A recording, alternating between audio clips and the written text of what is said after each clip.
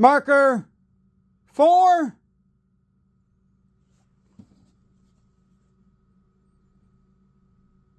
Okay, so here's how I ship rims. Basically, what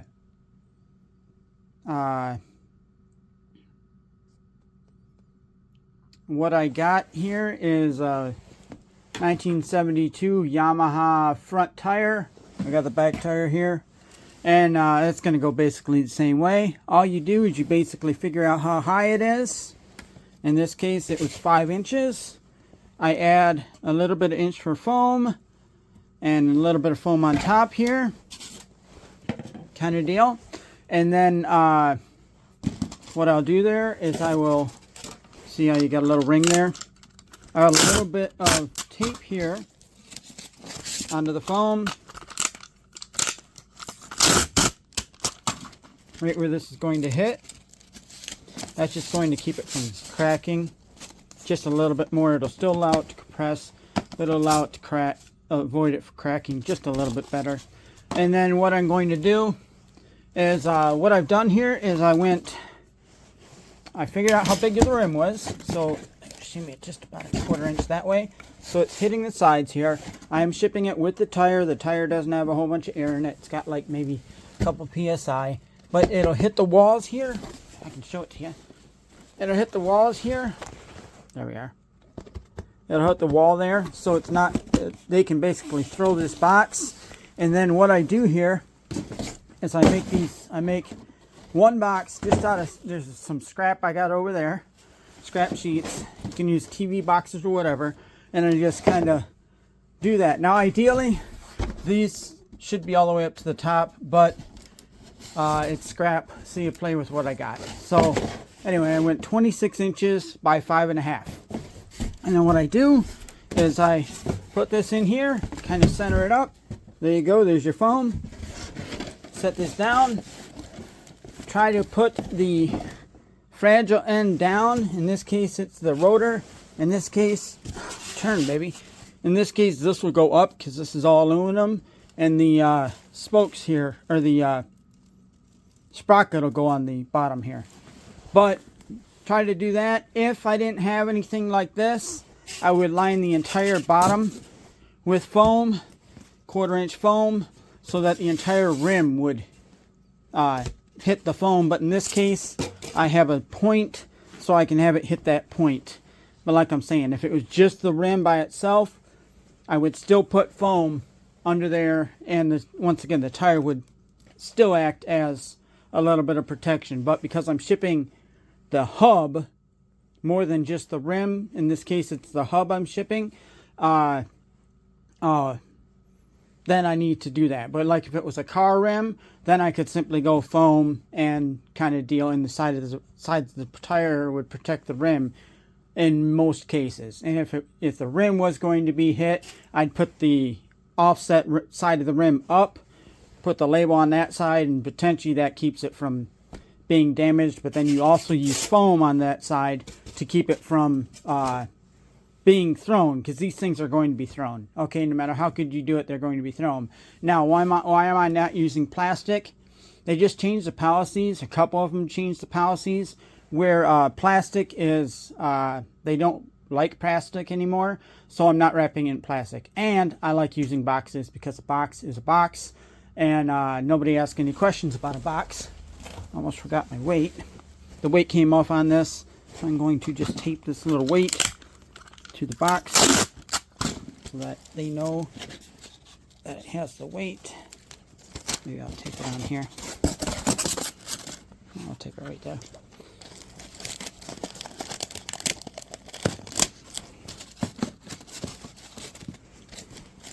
On the deal. There we are. We're just taped in there. Then I'm just going to take this, set it on there. Okay. Now, is this going to break in transport? Probably. The foam's probably going to break, but that's not the point, because what you're going to see here. And also, if you do have an offset like this, see how I have that right there? This is shallower than that. What you want to do is you want to put the shallow side over there. So you want to kind of plan on that. We just kind of set it in there and drop it down. And what I've done is I've taken double wall and turned it into quad wall. Okay, so when I got to go through and I got to tape all this, but play nice.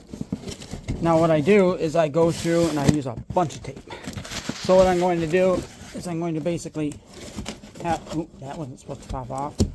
I'm going to basically do this like that and tape that and tape that. And like I'm saying, what that does is it makes the corners extremely strong.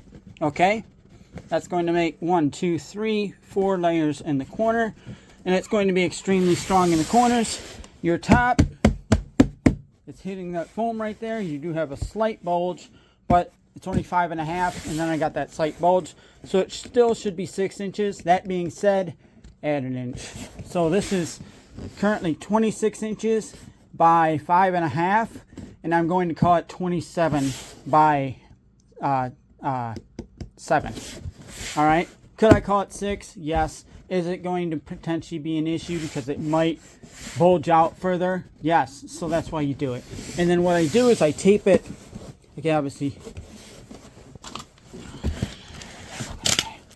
I'm going to put even more tape on this, but I'm going to give you guys a real quick here. You just tape it in the corner here. You tape these down. That way these corners don't catch anything too. All right. You just tape it around the sides here. Basically like that.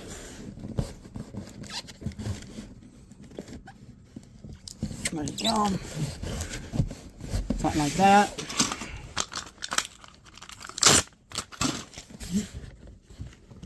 Pull it tight. Something like that. And of course the tape gun takes a crap when I'm filming. There we are. Right there. Giving it to you raw, folks. I try to use as little as possible. There we are. Alright.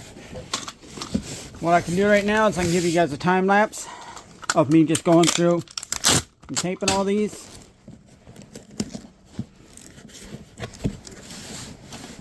Alright. So I'm going to do that now. Mark.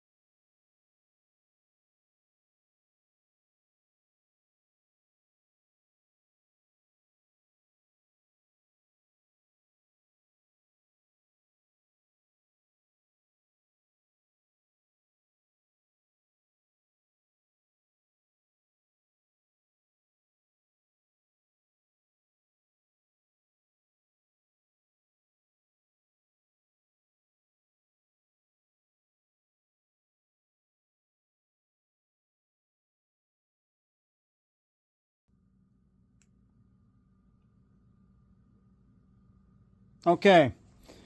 So yeah, this is pretty much ready to go. It does have a quite little bow right here. That's okay. All right. And what we got is we have 26 and a half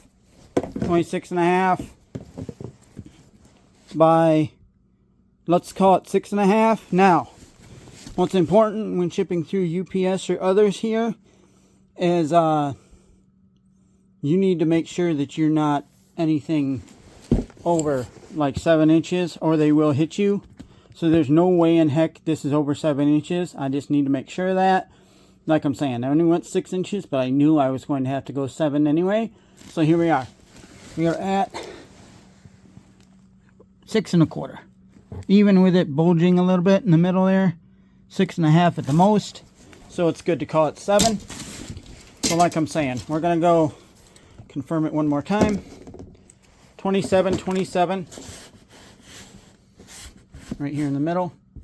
27, 27. Did I say 7? Like 100% sure. 7. And then we're going to go over to my tiny scale here. Move the cards off the scale. All this off the scale. Turn the scale on. I'm guessing it's going to weigh 30 pounds. Or no, sorry. I'm guessing it's going to weigh 40 pounds. So we got this. Pick it up. It is a big old boy. We set it down. It does not want to play nice. Get on here. And we are still talking about a round wheel, folks. But that's the thing. Just gotta find that special spot where it's a stand up right. There we go. 32. I had it. 32 and 14 ounces. There we are. 32 pounds, 14 ounces, 0.5. That's too close for comfort. We're going to call it 34 pounds. Pick that up. Set it down. And, yeah. 34 pounds. And when I ship, label's going right there. And I might even write top on here or something like that. And there you guys go. That way this can go down the belt and all good like that. People can potentially throw stuff on top. It's good. She's plenty secure. Be able to be thrown around kind of deal. The corners could get potentially crushed. But like I'm saying, you have double wall. So a good amount of protection in the corners. Which is really more of a thing for other things. But there you guys go. That's how I ship rims. Just how I do it. That's how I'm going to be doing this one exactly the same. A couple pieces of foam on the parts there. And then, yeah, there you guys go. So, yeah. You guys have fun. If you want to snatch anything, links in the description and such. But, yeah, that's how I ship rims. Thank you, folks.